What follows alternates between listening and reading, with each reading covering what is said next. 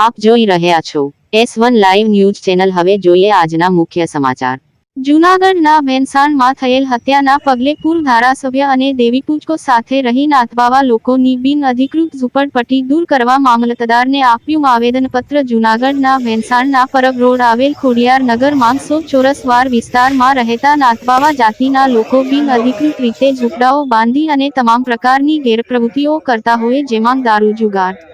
મારામારી, ધમકીઓ વગેરેનો પ્રવૃત્તિઓ કરે છે અને ગરીબ લોકોને હેરાન પરેશાન કરતા હોય, જેને લઈ અને 2 દિવસ પહેલા પ્રેમ પ્રકરણમાં એક દેવીપૂજક આધેડની હત્યા પણ કરી નાખવા આવી હતી, જેની તપાસ પોલીસ કરી રહી છે, જેમાં શંકાના આધારે અમુકને પકડી લીધા છે અને અમુક બાકી હોય તો આ લોકો આવી ગેરપ્રવૃત્તિ સાથે જોડાયેલ હોય, જેમાં ભેંસાણમાં દારૂ, જુગાર, મારામારી જેવી પ્રવૃત્તિ ચાલી રહી છે, જેને લઈ દેવીપૂજકોનું અને આજુબાજુમાં રહેતા અન્ય જ્ઞાતિના લોકોને રહેવું મુશ્કેલ બન્યું હોય ત્યારે ખોડિયાર નગરમાં રહેતા લોકોએ ભેંસાણ વિસાવદરના પૂર્વ ધારાસભ્યને રજૂઆત કરતા લોકો સાથે રહીને મામલતદારને આવેદન અપાયું અને તાલુકા વિકાસ અધિકારીશ્રી અને ભેંસાણ પોલીસને લેખિત રજૂઆત કરાઈ।